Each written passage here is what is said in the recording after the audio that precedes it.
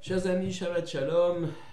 Aujourd'hui, c'est la Sidra de Tzav, deuxième Sidra du livre de Vaïkra, qui suit donc la Sidra de Vaïkra et qui est également pratiquement consacrée exclusivement au service des korbanot, des sacrifices. La Sidra commence d'ailleurs par Tzav et Aaron, ordonne à Aaron, et Rashi explique En Tzav ela ziruz miyad veladorot. Il y a dans cet ordre de Tzav un ordre qui également implique ziruz, c'est-à-dire un zèle pour accomplir les commandements, tout de suite, c'est-à-dire pour la génération de Aaron, veladorot, et pour les générations à venir.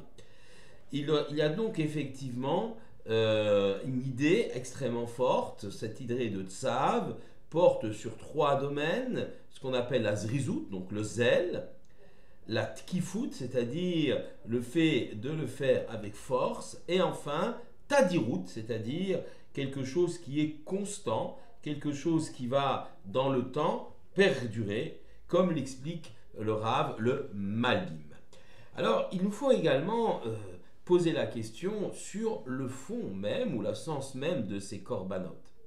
Nous savons que cette paracha, qu'on appelle également parachat à Milouim, donc la paracha de l'initiation des Kohanim, le chinour des Kohanim pour pouvoir servir dans le Beth Amikdash, se termine par le verset suivant dans notre paracha. Vaya Asaron Uvanav, et kol advarim e'ele. Pardon, et kol advarim. Donc Aaron et ses fils ont fait toutes ces choses-là. Asher tiva Hashem beyad Moshe, que Hashem avait ordonné par l'intermédiaire de Moshe.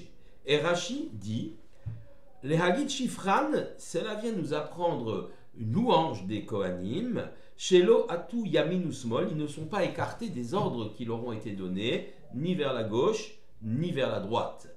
C'est un peu curieux parce que, bon, évidemment, on attend des Kohanim qui fassent leur service correctement. C'est quoi cette louange qu'on donne aux Kohanim, qu'ils n'ont pas dévié d'un iota de ce que Moshe leur a ordonné à Aaron et à ses fils. Ils ont accompli les choses dans les règles de l'art. Et il s'agit effectivement de quelque chose qu'on considère comme important. Alors on ne peut pas comprendre évidemment cela si l'on n'a pas une vision du sens même des korbanot, des sacrifices, et aussi de ce que cela implique pour l'ensemble des Juifs. C'est un message qui n'est pas adressé seulement aux Kohanim, mais qui est adressé à l'ensemble du peuple juif.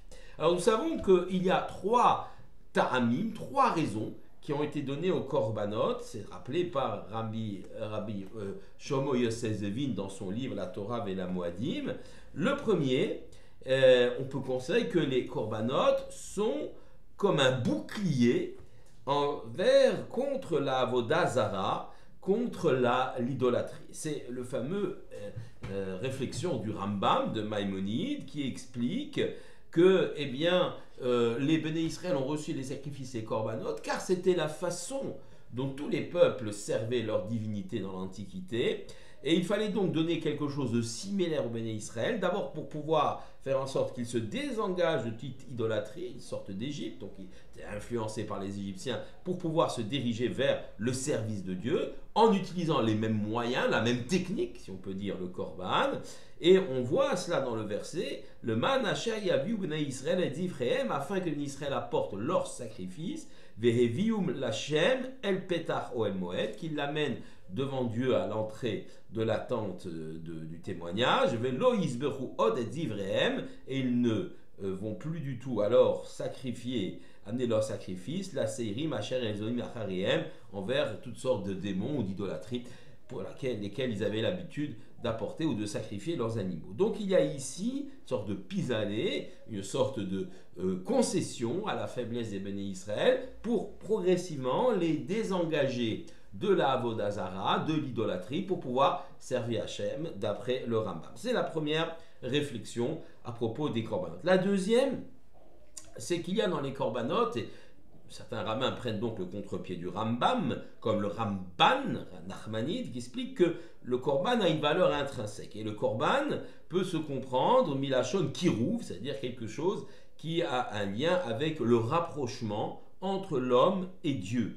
Le rapprochement par l'intermédiaire du korban, ou mieux que cela, approcher le monde de la matérialité vers la sainteté, par le fait que l'homme va offrir ce qu'il y a de vivant, c'est-à-dire d'abord le minéral, le végétal, l'animal et l'humain. Comment cela? Eh bien, l'animal, c'est ce qui est offert par l'homme, l'animal sacrifié. Le végétal, ce sont les offrandes de farine et d'huile qu'on apportait également au Beth Amikdash. Quant au minéral, il s'agit du sel que l'on déposait sur chaque morceau de viande. Donc l'ensemble des éléments constituant le monde matériel se trouve ainsi réuni par l'homme, qui va les offrir vers Dieu, qui les offrira à Dieu, en signe de reconnaissance pour le monde qu'il a créé pour nous, sorte akaratatov comme on dit, mais aussi dans la volonté d'élever l'ensemble du monde matériel vers une dimension spirituelle, la totalité des éléments constituant ce monde matériel, minéral, végétal, animal et humain. Et c'est effectivement ce que finalement un juif accomplit, la mission qu'il accomplit ici sur terre, en essayant d'élever autour de lui la matérialité, de s'élever lui-même, la part matérielle qui est en lui, par l'intermédiaire d'objets qu'il a consacrés, qui sont eux aussi matériels, mais qui vont obtenir une kedusha, qui vont s'élever. Voilà donc la deuxième explication concernant les sacrifices et korbanot. Quant à la troisième, c'est ce qu'on appelle la Messirut Nefesh, c'est-à-dire le don de soi, quelque part. Un homme, Adam qui akriv mikem, lorsqu'un homme offrira un korban de parmi vous, on a ça dans la paracha de Vaïkra, eh bien, il va offrir ce sacrifice, mais il va réfléchir qu'en vérité, en réalité, il aurait dû lui-même être à la place de ce sacrifice-là, puisque, par exemple, le sacrifice de Khatat vient expier une faute, et on va donc transférer cette faute sur l'animal abattu par le biais de ce qu'on appelle la smicha, la position des mains sur la tête de l'animal à sacrifier. Donc effectivement, l'homme aurait dû mourir, se sacrifier pour la faute, se sacrifier pour Dieu dans une signe de ce qu'on appelle Messirut Nefesh, donner son âme, mais par la mansuétude du Tout-Puissant, eh bien, il a pu permuter, il a pu changer et remplacer sa propre personne par ce korban, par ce sacrifice. Alors, on peut expliquer qu'effectivement, il y a donc trois marches, quelque part, qui nous amènent vers une élévation spirituelle dans ces corbanotes. La première, la plus basse, celle de nous détourner de la avodah zara, de l'idolâtrie, pardon. Et la deuxième, bien sûr, dans laquelle il y a une dimension de réflexion par rapport au créateur, la création et rassembler cette création d'une dimension d'unité pour effectivement l'élever. Et la troisième concerne l'homme lui-même et sa capacité de s'investir dans ce korban jusqu'à presque donner sa propre vie. En tout cas, l'animal va le remplacer.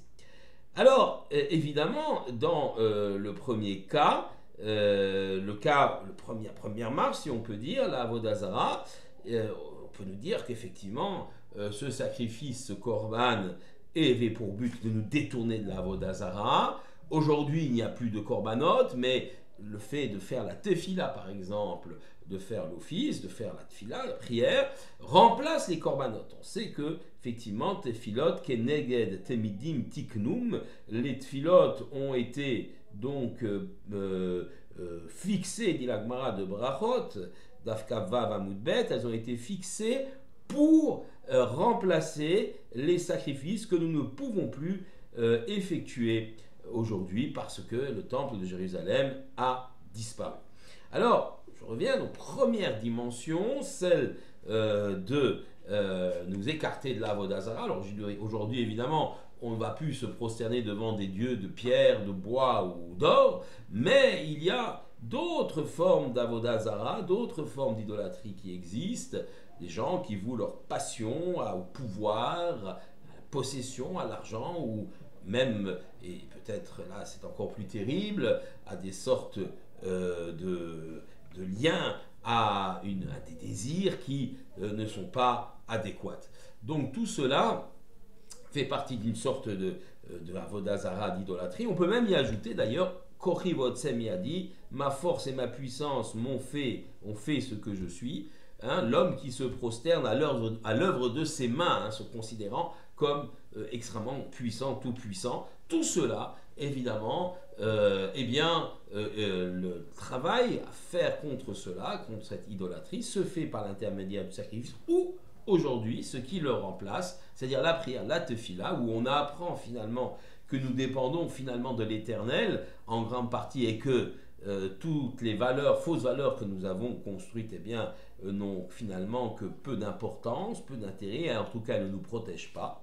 Donc ça, c'est la première dimension. La deuxième dimension, évidemment, c'est une vision du monde dans lequel l'Éternel serait présent, donc de tout rassembler, de tout monter. Enfin, la troisième idée, Messirut Nefesh, très intéressant parce que lorsque l'on va offrir un sacrifice, on a dit qu'on aurait dû, nous, être à la place de ce sacrifice. Eh bien, c'est une leçon pour l'homme. L'homme également, lorsqu'il va pour son Dieu, pour la Torah, être prêt à se sacrifier, en tout cas, il faudra le faire de façon modérée. Je m'explique. Dieu ne désire pas la mort de son fidèle. Il ne désire pas que l'on donne tout pour ne plus même exister dans une sorte d'élévation spirituelle totale qui va, pourquoi pas, jusqu'au sacrifice de soi-même jusqu'à la mort. On sait très bien que ce que demande l'Éternel, notamment par rapport au korban, au sacrifice, ou ce qui le remplace, la tfila, c'est la dimension de Ratso Vachov, une dimension que nous trouvons dans le prophète Yecheskel, c'est-à-dire une dimension dans laquelle on veut et on va, et également on revient sur terre, si on peut dire. Pas comme les fils Aaron, Nadav et Avihu, qui, bientôt on le racontera dans une prochaine paracha, vont mourir dans ce sacrifice ultime d'offrande vers l'Éternel, mais la volonté de s'élever aujourd'hui par la tfila ou par l'étude, pour pouvoir aussi ensuite revenir, j'allais dire, sur terre, pour pouvoir construire